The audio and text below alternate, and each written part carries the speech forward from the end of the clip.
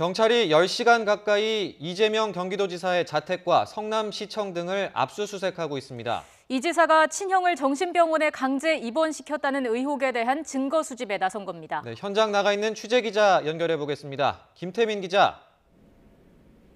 네, 성남시청입니다. 네, 압수수색이 꽤 오랫동안 이어지는 것 같은데요. 지금 현장 상황 어떻습니까?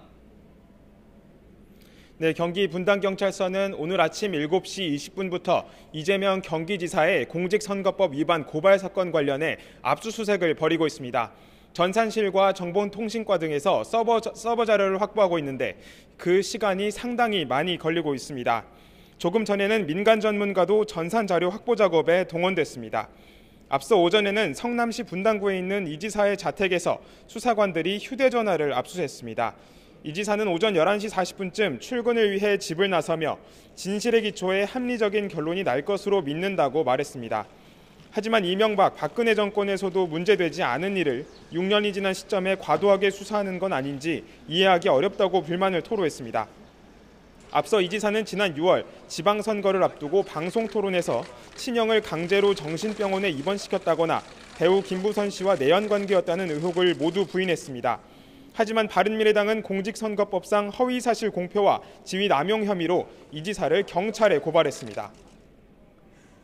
네, 그렇다면 오늘 압수수색의 초점은 어디에 맞춰지는 건가요?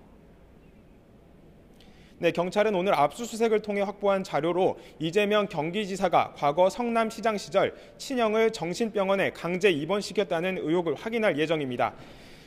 따라서 당시 의사결정 과정이 남아있을 것으로 보이는 시청 컴퓨터 하드디스크와 서버, 개인 휴대전화를 샅샅이 들여본다는 방침입니다.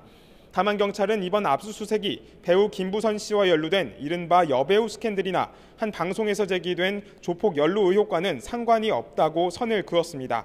이미 지난 7월에도 강제 입원 의혹을 놓고 분당 보건소와 성남시 정신건강증진센터 등에 대한 압수수색이 이뤄졌는데 이번 수사도 그 연장선으로 파악됩니다.